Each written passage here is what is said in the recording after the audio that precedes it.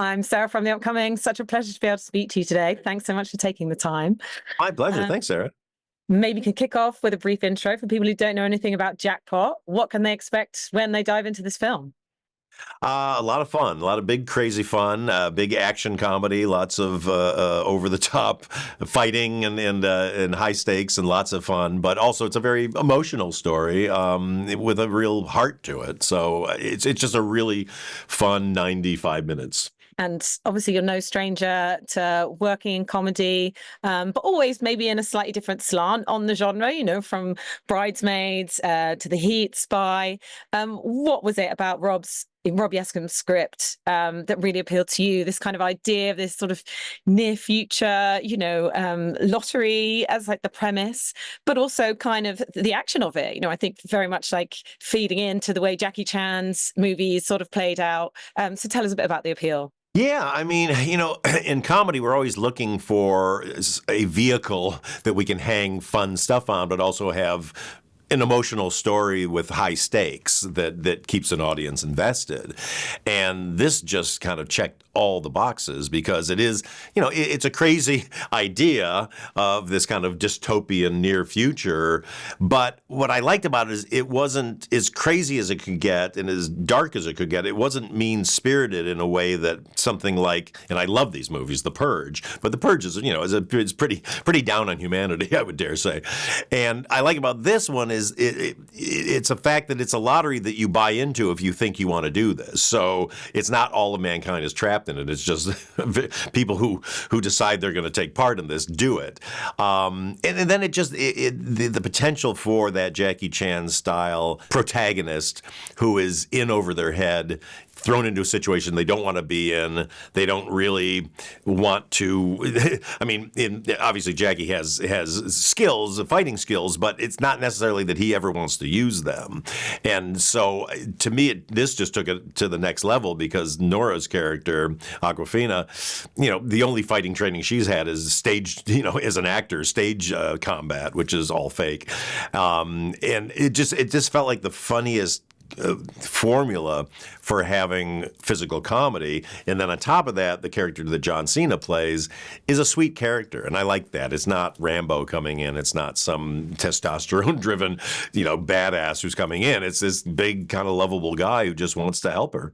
Tell us about your approach to casting, because it just seems like a genius match between Aquafina, John Cena, and then also seeing Simu come in as kind of an antagonist, in a slightly different role. Yeah. Machine Gun Kelly making an appearance too. So what was your approach in that sense? And I guess maybe on paper you knew it was going to be great, but maybe even took you aback how well the chemistry worked between all of them. Yeah, well, I mean, I lucked out because Aquafina and John Cena were attached to the script when I read it. So, that's the biggest hurdle right there. But Nora's a friend, but I'd never worked with her before. And John I'd never worked with before, but I'm a fan.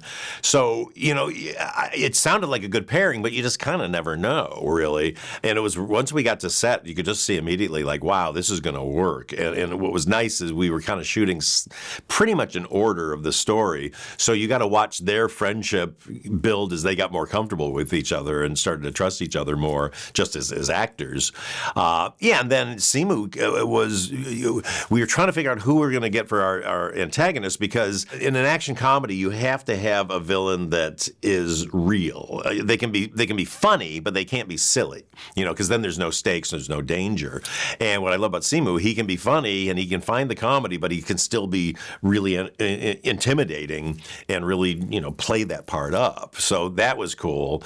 And then, MGK was, again, we had a cameo role and it was written for somebody else. And I was kind of like, I feel like I've seen this cameo before. So like, who can we surprise ourselves with? And one of our producers got a call from his managers saying like, oh, he's interested in playing something like this. And we're like, well, should we?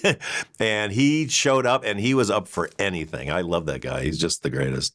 And in terms of pulling off all these brilliant action scenes, did you have a favorite one? It feels like everyone was so gung-ho, and I think it was like Simu kind of did almost all of his own scenes. Yeah. Were there any hiccups along the way? What was your favorite moment?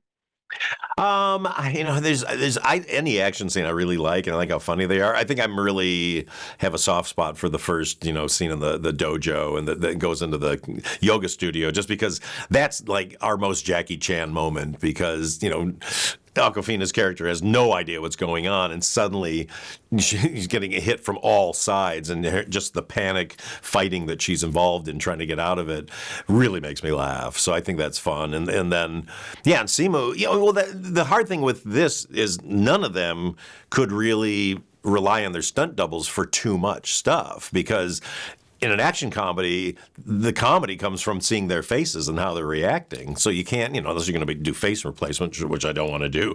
So they have to be up there. And, like that end scene, that's Simu doing a lot of his fighting with John. But then Nora was up on these wires.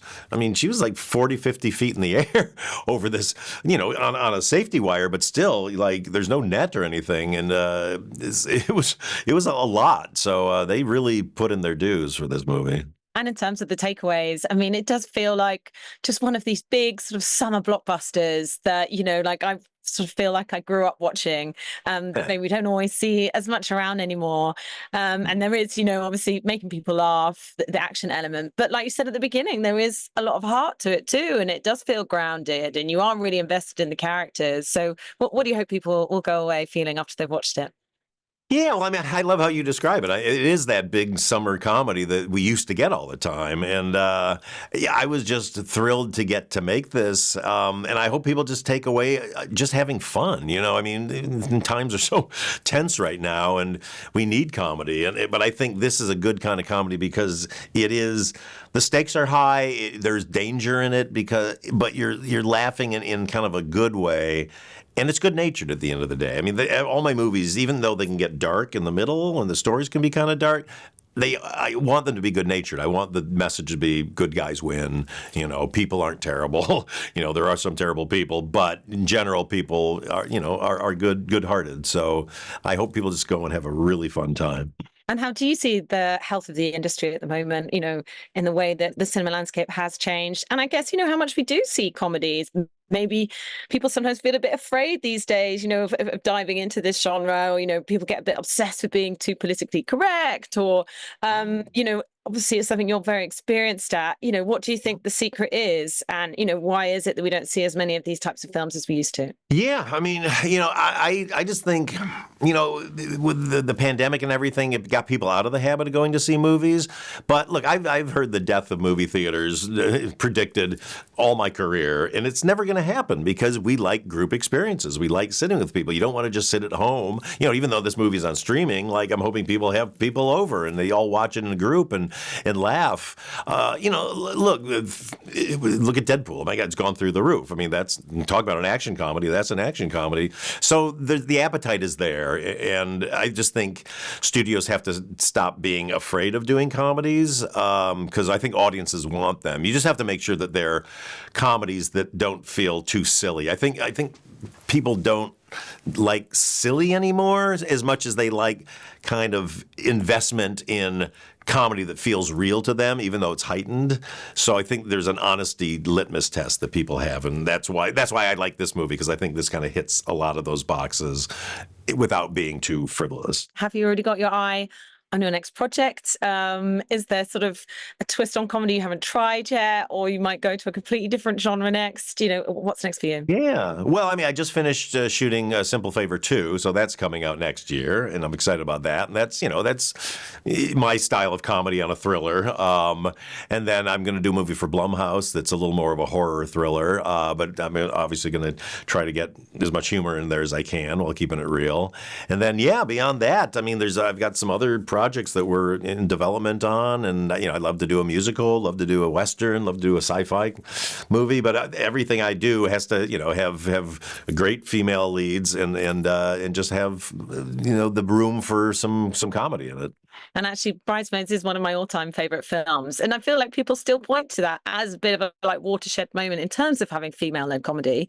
Do you still, Yeah. is that one of the things you feel like particularly proud of, and is it always important to kind of be pushing the envelope in these sort of different ways? Yeah, I'm very proud of that movie. I mean, it's been 13 years now, and it seems to be standing the test of time. So that's something you hope for as a filmmaker. And yeah, I think you always want to keep pushing the boundaries.